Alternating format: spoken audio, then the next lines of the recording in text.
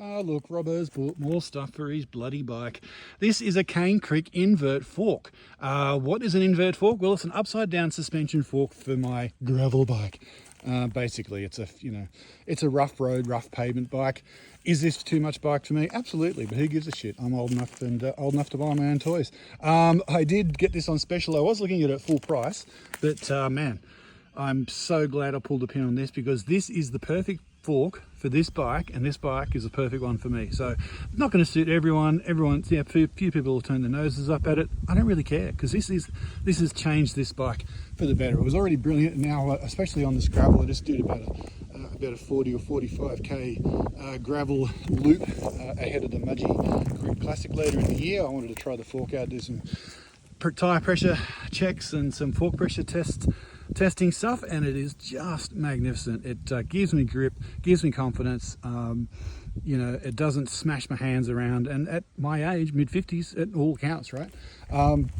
So it's an invert fork, as I said, air sprung, no damper, so you just wind up the pressure on it. I'm running it a fair bit softer than they recommend. I'm down to 190 pound in it, and they recommend for my weight like 225 or something. So yeah, experiment. You can put the air in around here, so just a little Schrader valve, nice and easy. There is an adjustment, the only adjustment on the fork, which is good. We've got rebound and adjustment and compression adjustment on the mountain bikes. All you can do here is click that, and it just locks it out a little bit. It doesn't actually fully lock it out like a rigid fork, but it just gives a little bit more stiffness if you're doing a bit of road riding there. So what's annoying about it, because the legs are upside down, there's no keying mechanism to kind of keep the legs straight in the uppers, if you know what I mean. So they actually twist when you take the wheel out. The only way that I've found to do it easily, you can't sort of hold the handlebar and insert the fork like you'd usually, insert the wheel into the fork like you'd usually do. You got to put it upside down on the seat and the hoods like we did in the old days, and get it done that way.